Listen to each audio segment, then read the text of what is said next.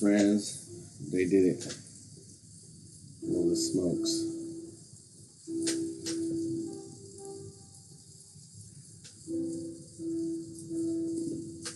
He did it. He made it, my friends. That's the bomb diggity.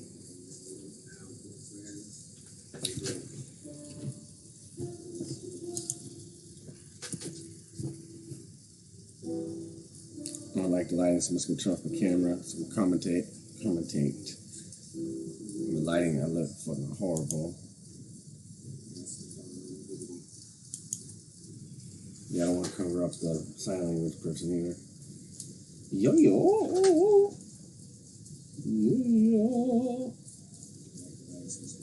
Yeah.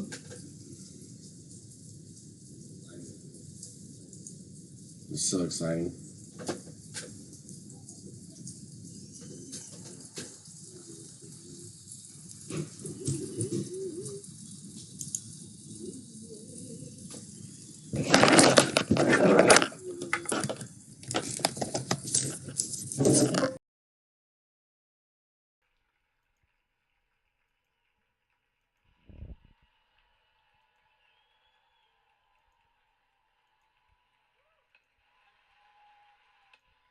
Hell yeah.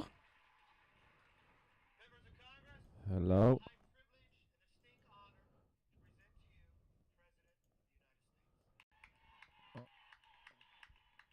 Hello.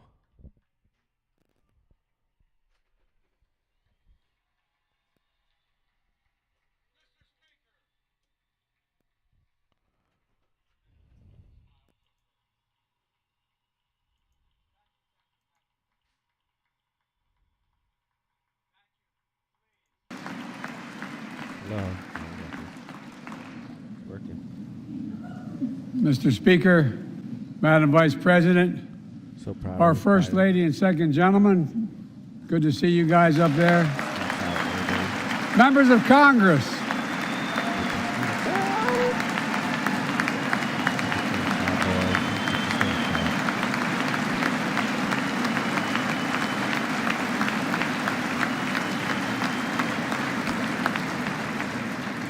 by the way, Chief Justice, I may need a court order. She gets to go to the game tomorrow, next week.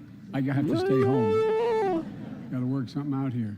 Members of the Cabinet, leaders of our military, Chief Justice, Associate Justice, and retired Justice of the Supreme Court, and to you, my fellow Americans. You know, I start tonight by congratulating the 118th Congress and the new Speaker of the House, Kevin McCarthy.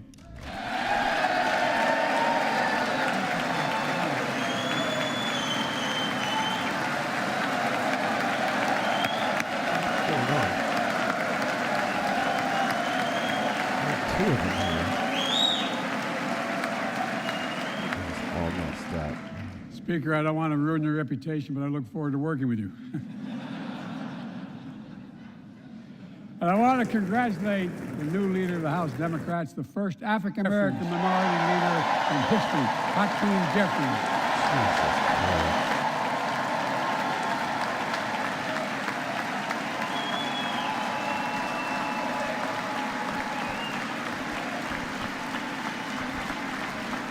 Jeffries, give it up. Give it up. He won in spite of the fact I campaigned for him. Congratulations to the longest-serving leader in the history of the United States Senate, Mitch McConnell. Where are you, Mitch? Bitch McConnell, motherfucker. Talk about beautiful George McConnell. And congratulations to Chuck Schumer, another term as Senate Minority Leader. I think only this time you have a slightly bigger majority, Mr. Leader. You're the majority leader. About that much bigger? Yeah. Well, I tell you what. I want to give special recognition to someone who I think is going to be considered First the greatest speaker in the history of the House of Representatives, Nancy Pelosi. Yeah, that's my girl. She give it up.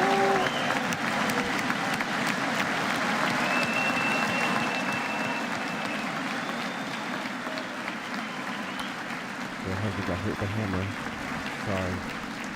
Folks, The story of America is a story of progress and resilience, of always moving forward, of never, ever giving up.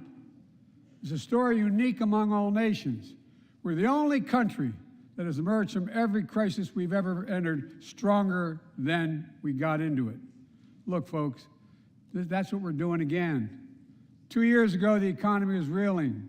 I stand here tonight after we've created, with the help of many people in this room, 12 million new jobs. More jobs created in 2 years than any president's created in 4 years because of you all, because of the American people.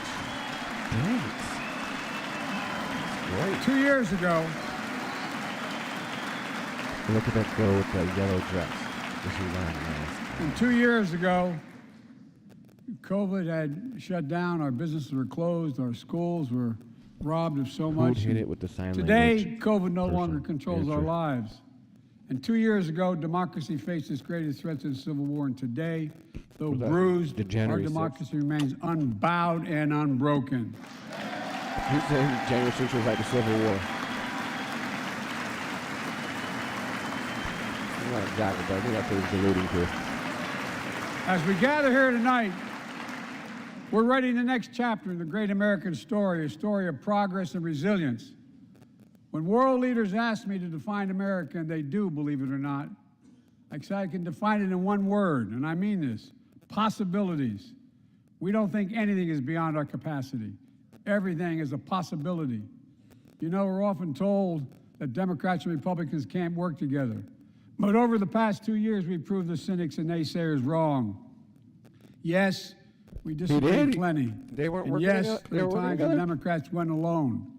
But time and again, Democrats and Republicans came together to defend a stronger and safer Europe. It came together to pass once in a generation infrastructure law, building bridges connecting our nation and our people. We came together to pass the most significant law ever, helping victims exposed to toxic burn pits. And in fact, Toxic burn pit. Everybody stand up. I'm standing up it's too. important. Sure. And in fact, I signed over 300 bipartisan pieces of legislation since becoming president. From reauthorizing the Violence Against Women Act, the Electoral Count Reform Act, the Respect for Marriage Act that protects the right to marry the person you love. And to my Republican friends, if we could work together the last Congress, there's no reason we can't work together and find consensus on important things in this Congress as well. We're gonna have to think- we're gonna do it together. Amen, Jesus. Let's do this. Folks, you all are as formed as I am, but I think the people sent us a clear message. Fighting for the sake of fighting, power for the sake of power, conflict for the sake of conflict gets us nowhere. That's always been my vision of our country, and I know it's many of yours. To restore the soul of this nation, to rebuild the backbone of America, shit's so good, I forgot America's about middle Hunter for a class, second. and to unite the country. We've been sent here to finish the job, in my view. For decades, the middle class has been hollowed out in more than, and not no one administration, but for a long time. Too many good-paying manufacturing jobs move overseas. Factories closed down. Once thriving cities and towns that many of you represent became shadows of what they used to be. And along the way, something else we lost: pride, our sense of self-worth. I ran for president to fundamentally change things. Speak for yourself, Make bro. sure our economy works for everyone, so we can all feel that pride in what we do. To build an economy Bro. from the bottom up and the middle out, It's not from the top down. the Because when the middle class does well, middle the class poor have a ladder up, and the average wealthy wage still went up do very $1,000 well. in the last We all 27 do years. well. And its house was like, let's say 100,000. Its average price now is 500,000. And I'm going to go to offset to get the point. I know a lot of you always Stupid kid me for always Democrats. quoting my dad, but my dad used to say, Joey, a job's about a lot more than a paycheck. He really would say this. It's about a lot more than a paycheck. It's about your dignity. It's about respect. It's about being able to look your kid in the eye and say, honey, it's going to be okay, and mean it. Well, folks, so let's look at the results. We're not finished yet by any stretch of the imagination, but unemployment rate is at 3.4%, a 50-year low. A near record. Yeah, I don't know about that, Bill. A near record unemployment. Where's that Ukrainian yellow dress? Go through the Ukrainian yellow dress. Near record unemployment That's all for folk black for and me, not Hispanic too workers. We've already created, your help, 800,000 good-paying manufacturing jobs, the fastest growth in 40 years. And where is it written? What the hell? Where is it written that America can't lead the world in manufacturing? And I don't know where that's written. For too many decades, we imported projects and exported jobs. Now, thanks to what you've all done, we're exporting American products and creating American jobs. Folks, inflation has been a global problem because the pandemic disrupted our supply chains, and Putin's unfair and brutal war in Ukraine disrupted energy supplies as well as food supplies, blocking all that grain in Ukraine. He's fumbling when he got But to we're the- better positioned than any country on earth right fumbling when now. he got to the But we have Ukraine. more to do. But here at home, inflation is coming down. Here at home, gas prices are down $1.50 from their peak. Food inflation is coming down, not fast enough, but coming down. Inflation has fallen every month for the last 6 months, while take-home pay has gone up. Additionally, over the last 2 years, a record 10 million Americans applied to that start joke, new look, businesses. likeness now. 10 Let's go. million. Yeah, top And by the five. way, Yeah. Drop those seats. every time someone starts a small business is an act of hope. And Madam Vice President, I want to thank you for leading that effort to ensure that small businesses have access to capital and the historic laws we enacted that are going to just come into being. Standing here last year, I shared with you a story of American genius and possibilities. Semiconductors, small computer chips the size of a fingerprint that power everything, from cell phones to automobiles and so much more. These chips were invented in America. Let's get that straight. They were invented in America. We used to make 40% of the world's chips. In the last several decades, we lost our edge. We're down to only producing 10%. We all saw what happened during the pandemic when chip factories shut down overseas. Today's automobiles need 3,000 chips, each of those automobiles. But American automobiles couldn't make enough cars because there weren't enough chips. Car He said prices that went one up, chip people could got power laid off, everything. Now he's saying so did 30 everything of from these chips per refrigerators car. to cell phones. Dude. We can did never anybody catch let that happen again. That's why we came together to pass the Bipartisan Chips and Science Act. I'm sitting down for this one. Both parties can stay my dick. Folks, I know I've been criticized for saying this, but I'm not changing my view. We're going to make sure the supply chain for America begins in America. The supply chain begins in America. Uh-oh. We've already This is where it created. comes down to some scary shit here. You know what I'm saying? 'Cause We've already created 800,000 new manufacturing jobs without this law, before the law kicks in. With this new law, we're going to create hundreds of thousands of new jobs across the country. And I mean all across the country, throughout not just the coast, but through the middle of the country as well. That's going to come from companies that have announced more than $300 billion in investment in American manufacturing over the next few years. Outside of Columbus, Ohio, Intel is building semiconductor factories on 1,000 acres, literally a field of dreams. It's going to create 10,000 jobs, that one investment, 7,000 construction jobs, 3,000 jobs in those factories once they're finished. They call them factories. Jobs paying an average of $130,000 a year, and many do not require a college degree.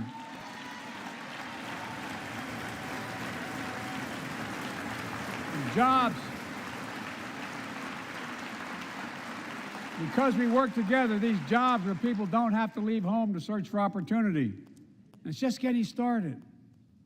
Think about the new homes, the small businesses, the medium-sized businesses. So much more that's going to be needed to support those 3,000 permanent jobs and the factories that are going to be built. Talk to mayors and governors, Doesn't get Democrats boring, and Republicans, and they'll tell you what this means for their communities. We're seeing these field of dreams transform to the heartland. But to maintain the strongest economy in the world, we need the best infrastructure in the world. And folks, as you all know, we used to be #1 in the world in infrastructure. We've sunk to 13th in the world. The United States of America, 13th in the world in infrastructure, modern infrastructure. But now we're coming back because we came together and passed the bipartisan infrastructure law, the largest investment in infrastructure since President Eisenhower's interstate highway system.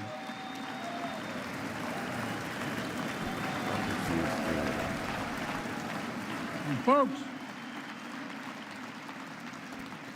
already we've funded over 20,000 projects, including major airports from Boston to Atlanta to Portland. Projects that are going to put thousands of people to work rebuilding our highways, our bridges, our railroads, our tunnels, ports, airports, clean water, high-speed internet, all across America. Urban, rural, tribal. And folks, we're just getting started. We're just getting started. Damn, we're just getting started. Okay, everybody stand up. And I mean this sincerely. I I want to thank my Republican friends who voted for the law. Okay. And my Republican friends who voted against it as well. But I still get asked to fund the projects in those districts as well. But don't worry. I promised I'd be a president for all Americans. We'll fund these projects. And I'll see you at the groundbreaking.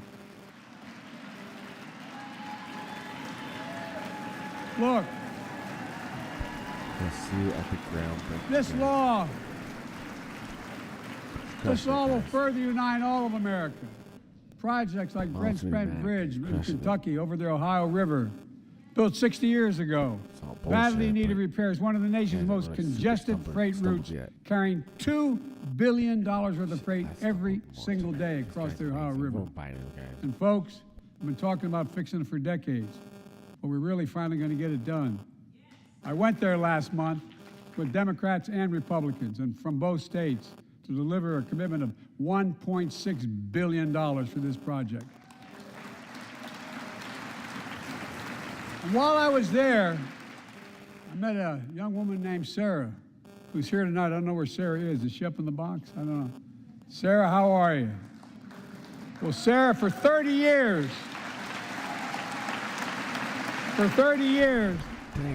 I learned, she told me she'd been a proud member of the Iron Workers Local 44, known as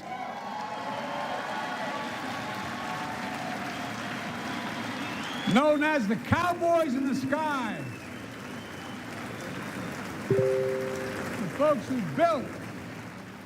built Cincinnati's skyline. Sarah said she can't wait to be 10 stories above the Ohio River building that new bridge. God bless her. That's pride. And that's what we're also building. We're building back pride. Look, we're also replacing poisonous lead pipes that go into 10 million homes in America. 400,000 school and child care centers. So every child in America can drink the water instead of having permanent damage to their brain. Look, we're making sure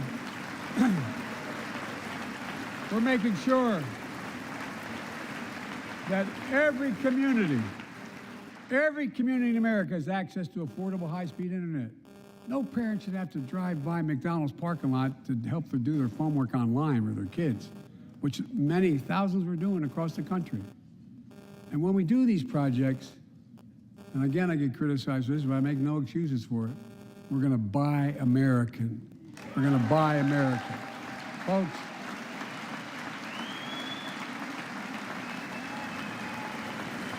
and it's totally consistent with international trade rules.